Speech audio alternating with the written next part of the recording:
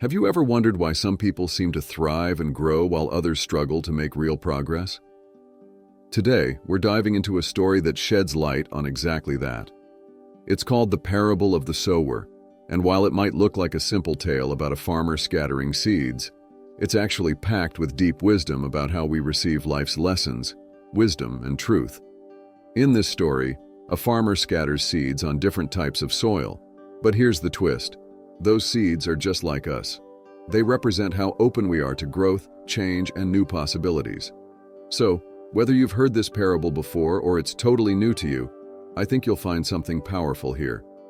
Let's explore this story together and discover how we can create lives that are truly ready to flourish.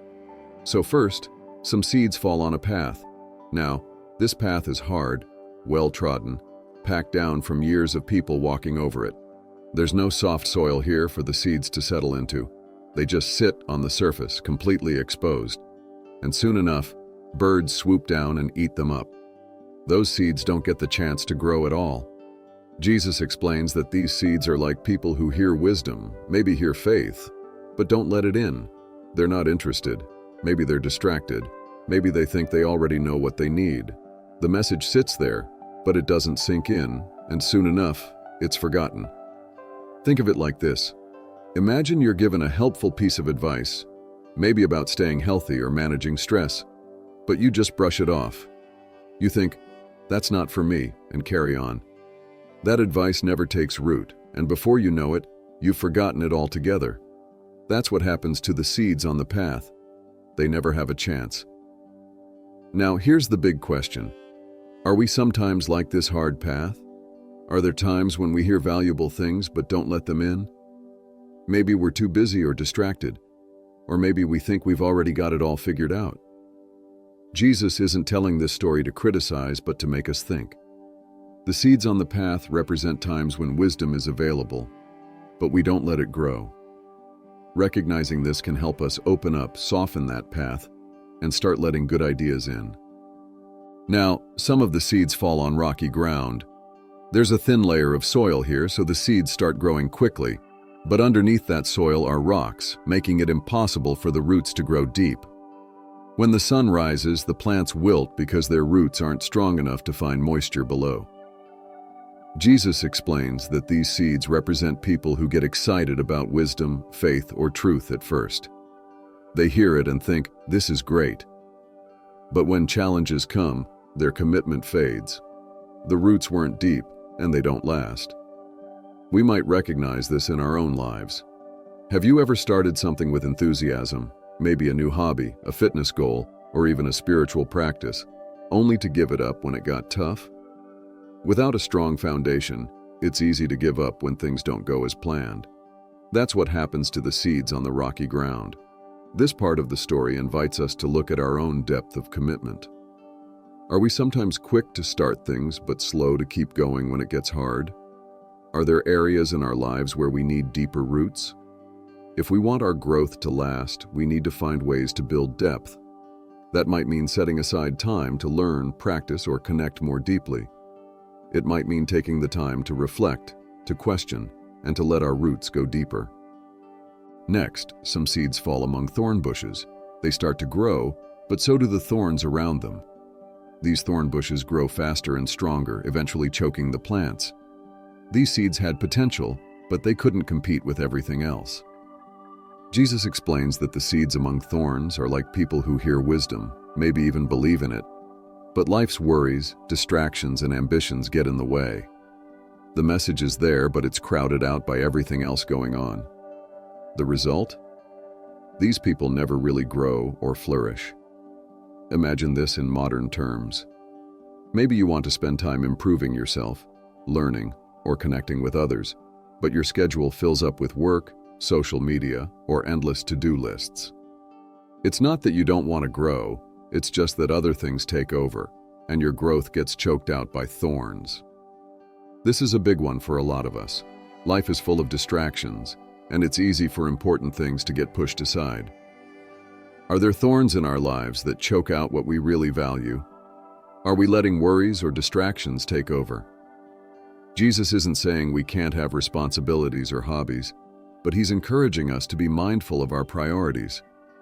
If we're not careful, those thorns can steal the space needed for our personal and spiritual growth. Finally, some seeds land on good soil. This soil is deep, soft, and nutrient-rich. The seeds take root, grow strong, and eventually produce a bountiful crop. Jesus says that these seeds represent people who hear wisdom, take it in, and let it transform them. They're not just listening, they're living it. When truth takes root in us, it grows, it multiplies, and it impacts not only us but also those around us. This is what we all hope for: a life that's fruitful, meaningful, and positively affects others. So, how can we be like this good soil?